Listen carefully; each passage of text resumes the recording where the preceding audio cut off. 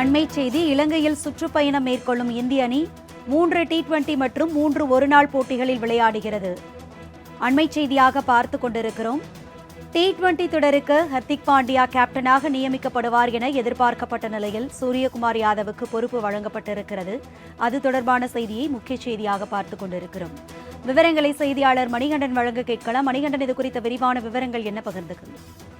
வணக்கம். இந்த மாதத்துல இலங்கை சுற்றுப்பயணம் செய்ய இந்திய கிரிக்கெட் அணி தயாராகி வரக்கூடிய நிலையில நேற்று இந்திய கிரிக்கெட் அணிய அறிவிக்கக்கூடிய அந்த குழு கூட்டம் என்பது நடத்தப்படுவதாக இருந்தது. இந்த நிலையில பிசிசிஐ முக்கிய முடிவுக்கேற்ப இன்று மாலை அந்த கூட்டம் நடைபெறும் என தெரிவிக்கப்பட்டிருந்தது. இந்த கூட்டத்தின் முடிவுல அணி வீரர்கள் பட்டியல் என்பது வெளியிடப்பட்டிருக்கிறது. முதற்கட்டமாக ஏற்கனவே ஹர்திக் பாண்டியா தலைமையில T20 அணி இந்திய அணி களமிறங்கி வந்த நிலையில புதிய கேப்டனாக சூரியகுமார் யாதவ் நியமிக்கப்பட்டிருக்கிறார். மேலும் இளம் வீரரான சுப்மன் கில் 20 ஓவர் போட்டி தொடரிலும் அதே போல ஓடிஐ போட்டி தொடரிலும் வைஸ் கேப்டனாக நியமிக்கப்பட்டிருக்கிறார். உலகக்கோப்பையை வென்றதற்கு பிறகாக இந்திய அணி களம் காணக்கூடிய, அதாவது ஏ அணி களம் காணக்கூடிய முக்கிய தொடர் என்பதால ஓடிஐ போட்டிகள்ல ரோஹித் சர்மா ஓய்வுக்கு பிறகு மீண்டும் அணியை வழிநடத்துகிறார்.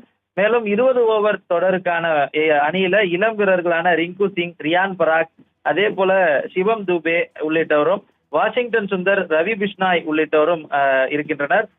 ஹர்ஷ்தீப் சிங், கலீல் அகமது, முகமது சிராஜ் உள்ளிட்ட பந்து வீச்சாளர்களும் கொண்ட ஒரு பலம் வாய்ந்த அணியாக இருக்கிறது. இருந்த போதிலும் இந்த அணி தேர்வுல மிகப்பெரிய சர்ச்சையை ஏற்படுத்தி இருக்கிறது. ஹர்திக் பாண்டியா சிறப்பாக செயல்பட்டிருக்கக்கூடிய நிலையில 20 ஓவர் உலகக்கோப்பை போட்டியின் இறுதி ஓவரை சிறப்பாக வீசியிருந்தும் அவருக்கு கேப்டன் பதவி வழங்காதது பிசிசிஐ நோக்கி ரசிகர்கள் கேள்வி எழுப்பி வருகின்றனர்.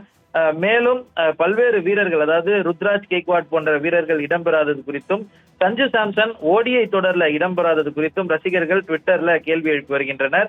இருந்த போதிலும் புதிதாக கௌதம் கம்பீர் ஹெட் கோச்சாக பிசிசிஐ களமிறக்கப்பட்டதற்கு பிறகாக அவர் எடுத்திருக்கக்கூடிய முக்கிய முடிவாகவே இந்த அணியின் விவரங்களை பார்க்கும்போது புரிந்து கொள்ள முடிகிறது.